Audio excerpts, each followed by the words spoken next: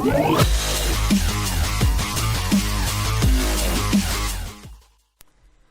guys, it's Ash, and many of you guys have been asking for attack strategy videos on Clash Royale. So I'm going to start off with some great content for beginners. So in this video, I'm going to share some of the best beginner decks revolving around the Prince card. So here's one of the best decks revolved around using your epic Prince card. You first have obviously the Prince, which is a melee troop, same with the Giant. Both are very good tanks.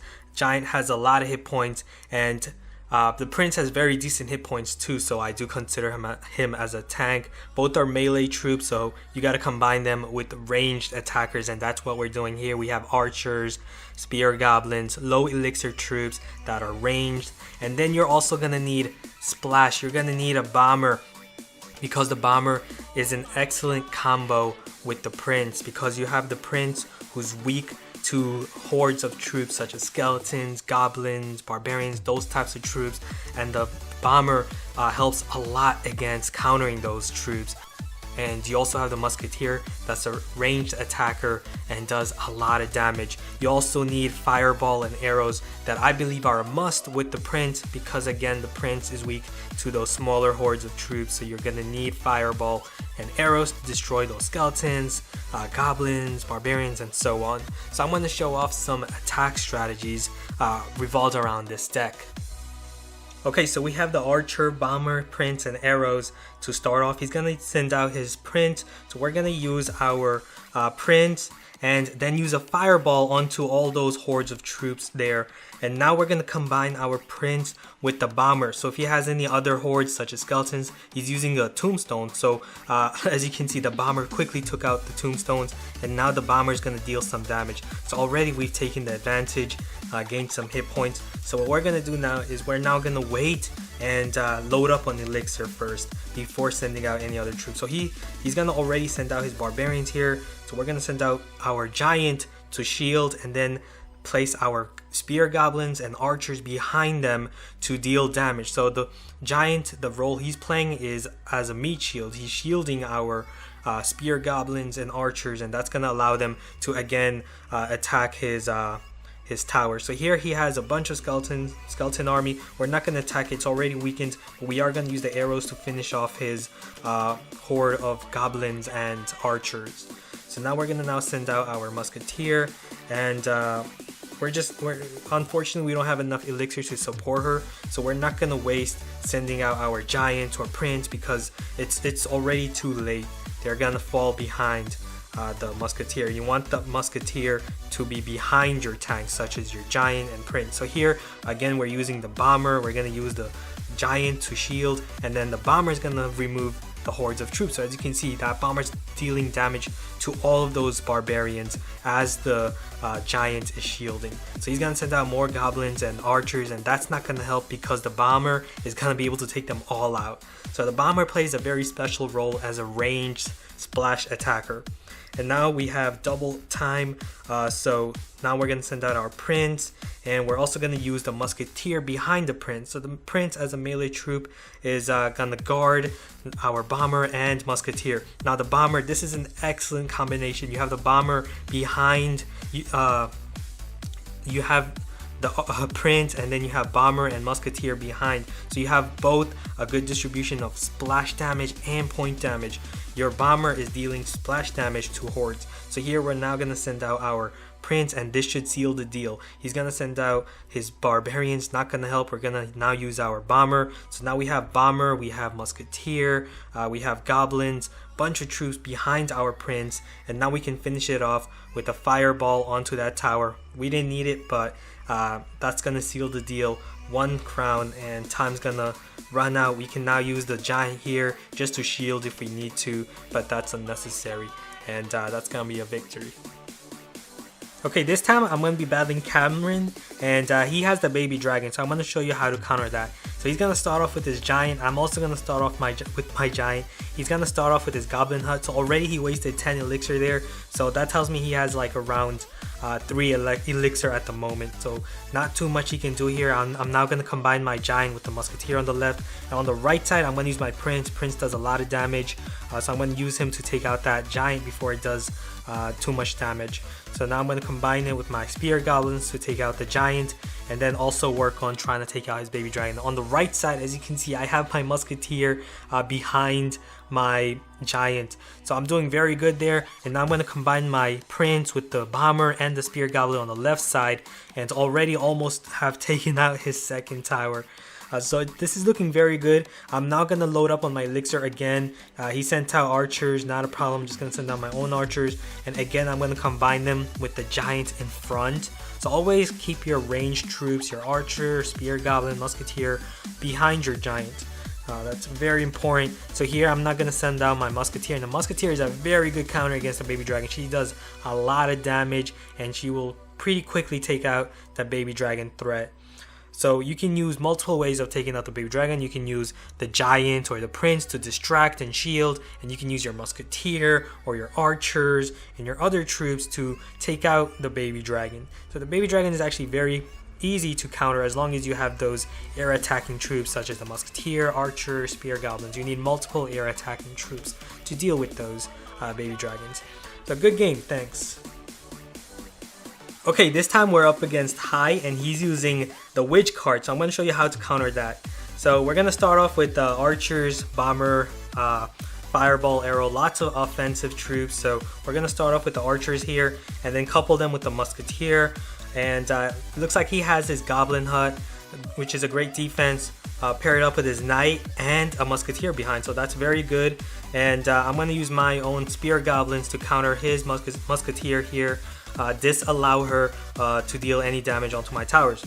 And now I'm going to send out my giant. He has now sent out his witch card, but the bomber is very good. You can use the giant as a shield against the witch. Witch is very weak. She does splash damage, but she's very weak. And here I'm going to use the fireball because he has a bunch of troops clumped together, so that fireball is going to take them all out pretty easily. Looks like I still have my giant, but he is being weakened. So here I'm just going to send out my prince. He sent out minions. Unfortunately, the minions are not going to stop my prince from charging straight into that tower. So he's going to deal some extra damage, and then I can use my spear goblins to destroy the minions. So far it's looking very good. So again, I'm just going to load up on elixir. I'm not going to try to counter that goblin hut. No point in doing so. I'll just let it deal some residual damage onto that tower on the left. And now I'm gonna send out my giant since I now have a loaded elixir bar. He's gonna send out his knight. Okay, now I do know he has a witch, I know he has a musketeer, but whatever it is, I can combine my giant with my musketeer behind and remove that knight. And then I can now combine my giant with bomber. Unfortunately, he used a fireball very cleverly, took out my bomber. So here he sent out his minions. I have a weakened musketeer. No point in sending out prince or my goblins at this point. I'm just going to load up on elixir because those troops are already weakened, so they weren't going to protect me anyway. And here I'm going to use my fireball. Barbarians are very good at countering the prince, so using a fireball to weaken and destroy those barbarians is a very good way of countering that, allowing our prince again to deal damage.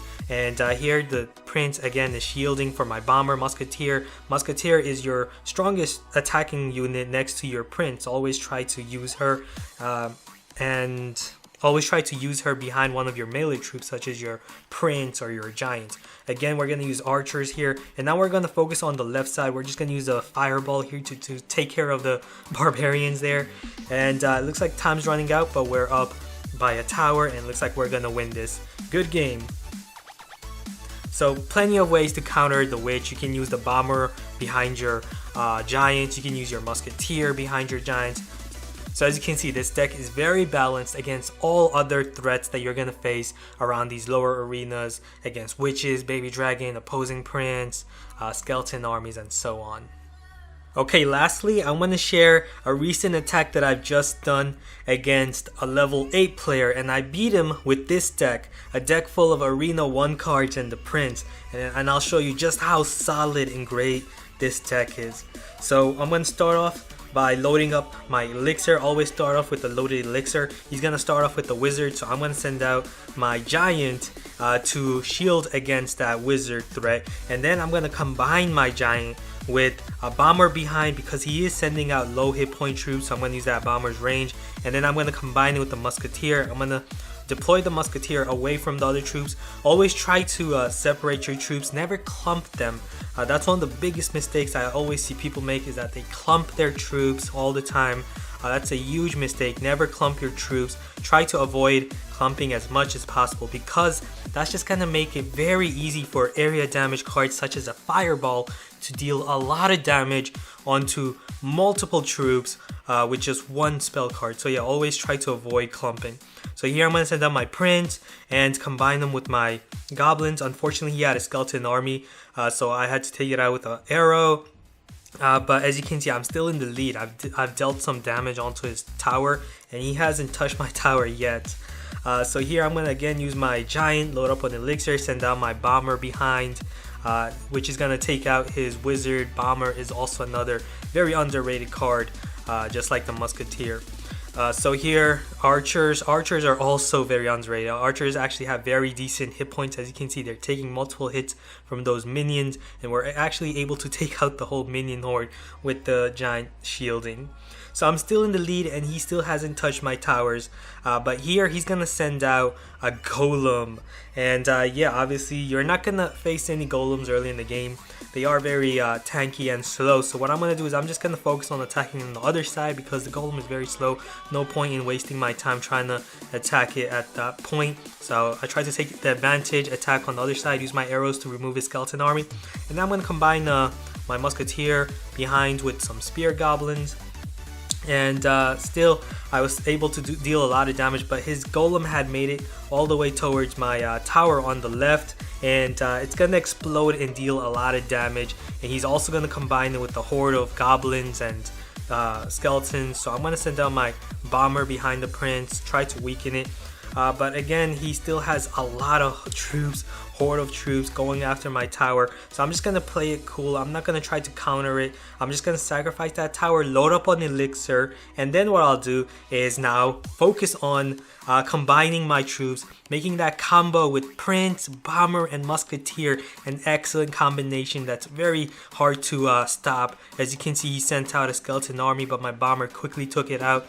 He has 172 hit points on that. I'm going to finish it off with that fireball. Fireball is very good at that. And here I'm going to send out my musketeer on his golem on the right.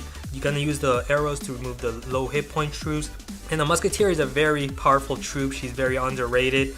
I'm going to send out my giant and have my musketeer behind. I took out his golem, and here just going to use my combination of giants with my ranged troops, my archers and musketeers. And as you can see, the archers lived off the arrow damage, and that's another underrated aspect of the archers, is that they can live off of arrows while spear goblins can't. So yeah, a successful attack win against someone higher level than me, stronger than me, level 8, and was able to win with this deck. So hope you guys enjoyed watching this and learned a lot. If you did, be sure to hit that like button and also subscribe if you haven't, because I'm going to have a lot more strategy content for this channel on Clash Royale. So thanks for watching, and I'll see you guys again later.